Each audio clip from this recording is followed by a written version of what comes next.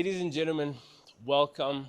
My name is Sibusiso, Ntuli, and you're about to interact with me fresh out of the addiction recovery treatment program, where I've been here for 8 weeks at Solomon Sticks Morewa Memorial Hospital, and I'm coming to my certificate of completion ceremony here at Solomon Sticks Morewa Memorial Hospital, where I have completed my drug addiction recovery program. You know, the 8 weeks we did programs where we started to learn how drugs had affected our brains. We got to learn how we had affected and impacted our communities, and we had to learn how substance abuse has affected our families negatively, you know, and I'm grateful to say I made it past the first stage. This is only a grade 1, but in the next steps of this journey, you know, it's about taking the message to the addict who still suffers. You know, I've formed a company now called RecoverHUB, and we're going to see exactly what we can do to impact and transform the lives of others. You know, stay tuned. Because most of you here know where drugs are sold. And let me tell you, I'll just become myself a little bit. I can bet my life that in here, there is someone who has benefited from drug dealing. I can even go further and say that there is someone who is friends with a drug dealer. No, I'm not saying there, I'm saying here. Some of you are not here for the same reason that you are here for. Some of you are roommates and lightsaber. If some of you want to know where is our market, because drug dealers are a business, where is our market? What is the rich thing that's taking our market? And these people are very organized, and that's why they will send their people here to understand what type of intelligence they gave our market, so that when our market comes to the township, we can take back our market. The devil is waiting for all of you. This is fun and game that it's important. You must speak and be politically correct, but I'm going to be honest with you. When you leave here, the devil is waiting for you.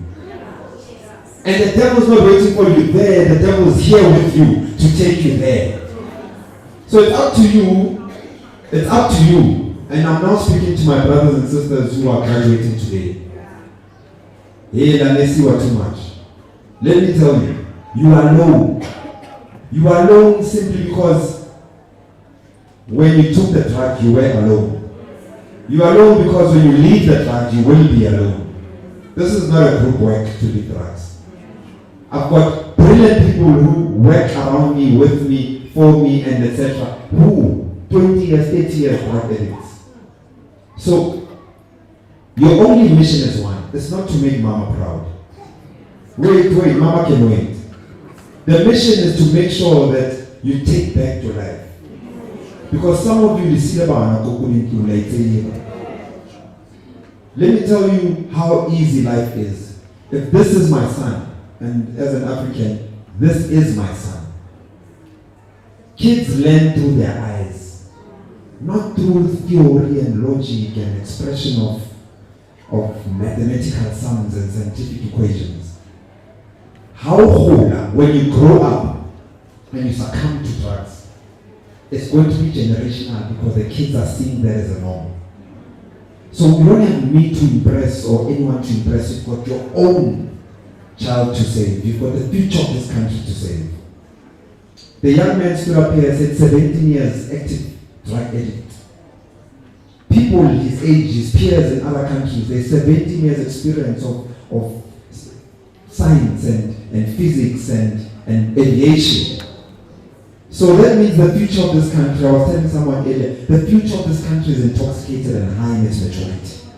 What does that mean? That means we do not have a future as a country. So leaving drugs is not only for you, but to also release the future of this country from the chains of capture.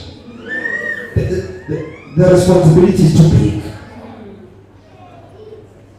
When I leave my brothers who have seen the township when they get there, and somewhere they're going, I'm always open for invites to discuss it. I see some of my Soweto brothers here. The parents, I started by saying that our fear for drug dealers can never ever be greater than the love for our kids. Can never. I want a young person to come here. Sorry, mom. Darling, you with the child, please come here. Both of you, even you, my boy, come here. Come here.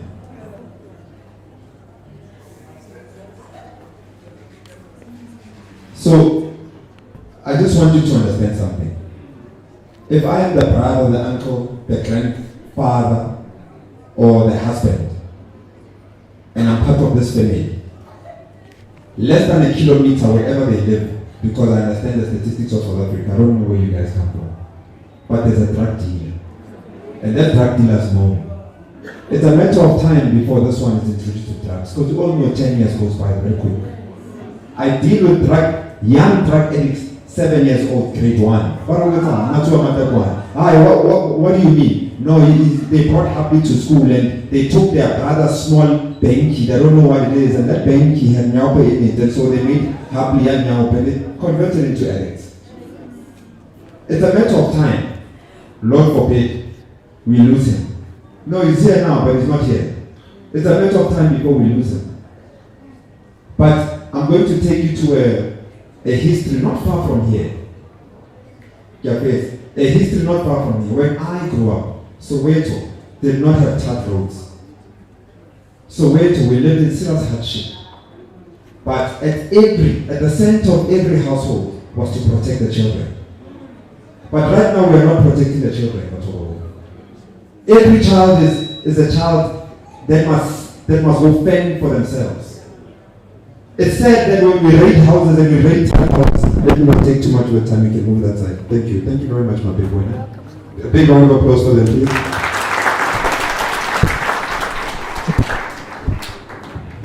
My parting shot is that, when I was growing up, none of you here, I don't care how much of a chump boy you are, you would come to my house looking for my sister. Because women have protection, layers of protection. From Australia, from the neighbors, from us, the young ones, etc. What am I talking about? I'm talking about broken families. I know that when we dress up, we don't tell the truth of who we are and where we come from.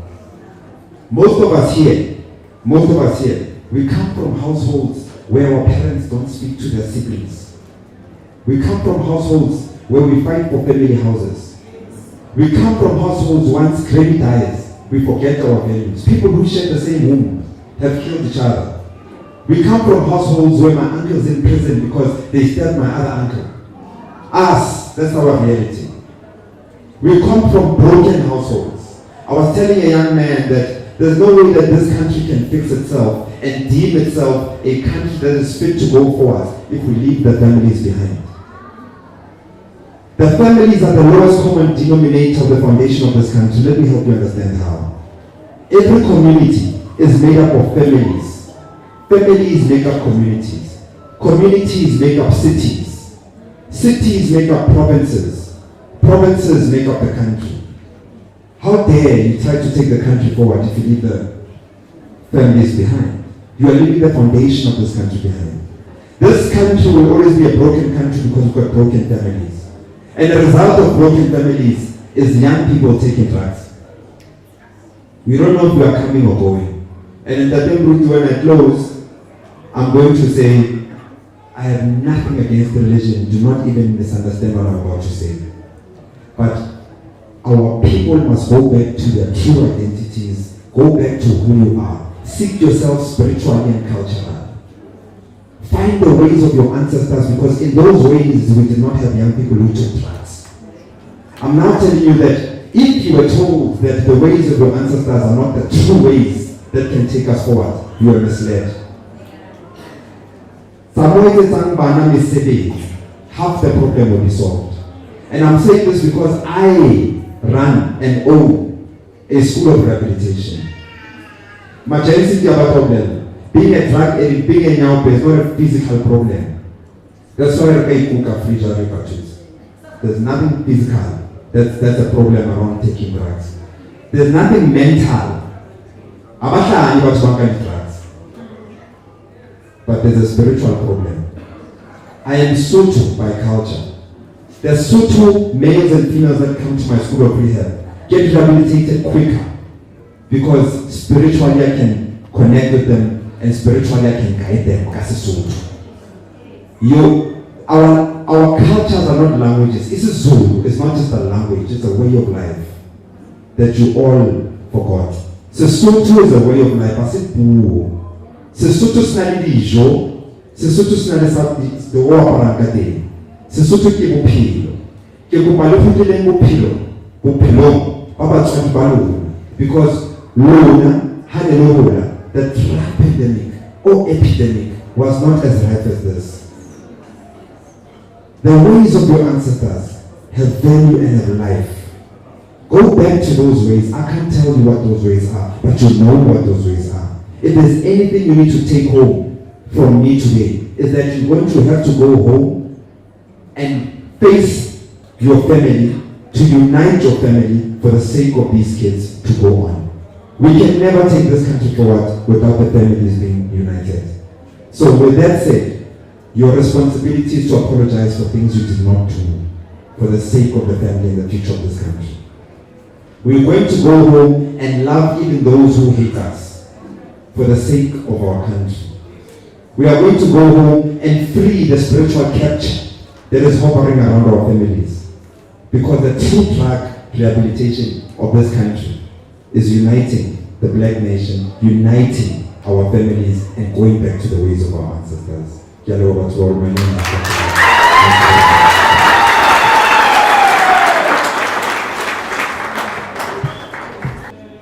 something is missing, yeah.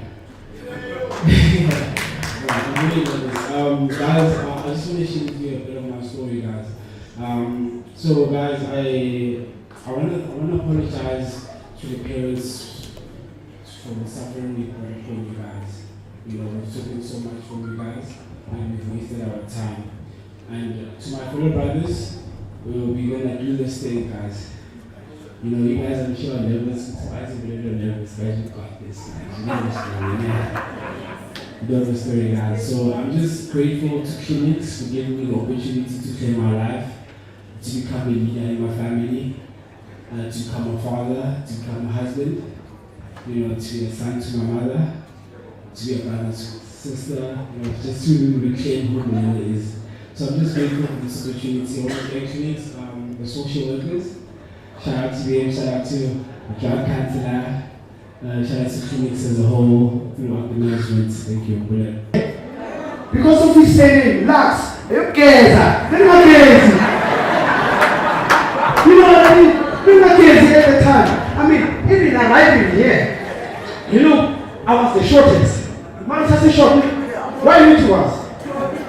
I'm the shortest, by far, being only, you know. Then it's really sorrow myself. They are doing the portraits now. They are doing the mountain now. But why did I say? But anyway, it's not a problem. I want to tell you about our experience when an introduction. You know, when we got here, I saw things. I don't wish for anyone to be an addict, but sometimes there are benefits to be an addict. I saw things. I mean, I've got two from Lesotho. You know, there's a brother here called Lichisa. He's from Lesotho. You know, even when we were getting the lunch that he was telling me about, that dodgy, something to what? Kialanchi. Where am I? You might have to hello. Look this up. I was like, you watch me. So basically, I had a list, a long list of my brothers. Okay, they don't want me to talk about them, but I will. I have a list. Okay, I will tell you about Tempo. Guys, we're the brother here. He thinks he's Superman, he thinks he's greater than everyone. Hey, you can promise to hit you hard, but you know how he was. You guys shut up there.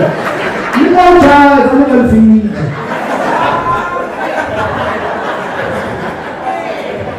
I'm thinking, you're thinking. And I have Brother Pete. You know, in the NAs, we call our names, right?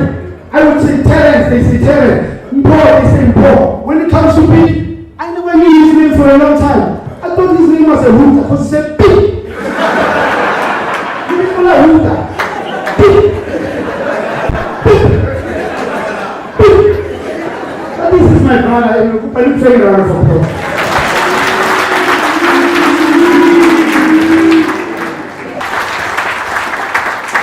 Which is part of the foundation. Somebody may ask, but is the foundation failing? If you have somebody who is within the foundation, or a part of, I would say, a patient in the foundation, and yet is able to come here or to be sent here. The reason is that we have got a complementary approach at Zoto as a foundation. We cannot give all the answers. But what we do is we do a lot of good work and 92% average of success. Nonetheless, wherever we see that another foundation can offer the best than what we have, we do that so that they can complement and then we complement them. Here we have a complementary partnership with Stitch Morewa Teams Foundation. That is why we said this which we maybe let off are deficient in will just like to partner and do that together. Thank you very much. Last time when I was here, I spoke strongly to you, the parents, about the story of Mephibosheth that we read in the Bible. And I could see many parents were touched because some of these young men here are the Mephibosheths that we dropped. Mephibosheth was dropped while he was still young, while he was still a baby. Mind you, this was a future king, as I have stated. But he was dropped by the nurse that was taking care of him. And many of us parents here, some of these boys are not to blame.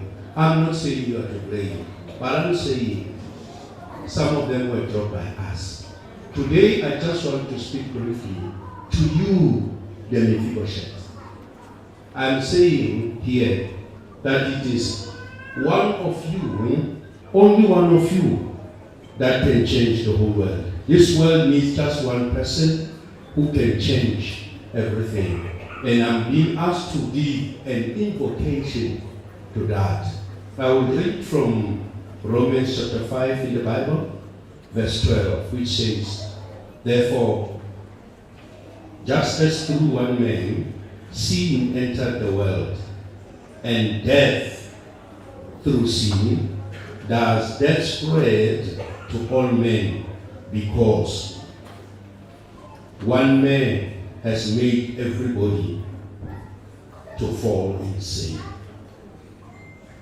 And then I will jump to the next verse, which says, nevertheless, death reigned from Adam to Moses, even over those who had not sinned, according to the likeness of the transgression of Adam, who is the type of him who was to come. But the free gift is not like the offense. For if by one man's offense many died, much more the grace of God and the gift by the grace of the one man, who is Jesus Christ, abounded to many. What is the Bible trying to teach us here? That through one man, sin entered into the whole world and covered everybody. Even those of us, we were not there at the Garden of Eden. We were not part of the conversation between the snake and Eve. But because of one man, sin entered the whole world. And then the Bible says, in the same way that sin entered through one man, again, forgiveness and the grace of God came through one man, who is the second or the last Adam, Jesus Christ. It is like the case of the pandemic that we had. The pandemic that we had called COVID-19 or coronavirus 19, which started somewhere in China and so on. People were dying. It affected everybody. It impacted on the industries. It impacted on each and every aspect of our lives. The planes were downed. Everything came to a standstill. The trains stopped moving. The people in the agricultural field stopped their work. Nobody was working because of this pandemic. And seeing is likened to this pandemic. The situation that these young men are going through, it's a pandemic, people. It's a contagion. And it has affected everybody. Even those who are not involved in this are also affected. And we can take the lessons from the very same COVID-19. After people were dying and then everybody was coughing and this thing has affected the whole world, we began to look to say, where did this thing start? How did it come that this affect the whole world? Even the people who are living in the villages have been affected by this thing. They were not there in China. Nobody has ever been there in China. Not all of us have been to China. But something that came from China affected and impacted everybody. It is the same thing with this pandemic of drug addiction. People started to look. They said, no, we are tracing this thing somewhere in Wuhan. They looked, they found out that it comes from bats. And as bats, people don't eat bats. But how come that even those who don't eat bats are affected by something that came from the bats? They went until they found what you call patient zero. And said, this is the patient who infected everybody. I'm saying to you guys, as you go back, reverse the situation. We may not know who is the patient zero in this drug addiction business, but we can become a new patient zero. We'll be a patient zero for wellness.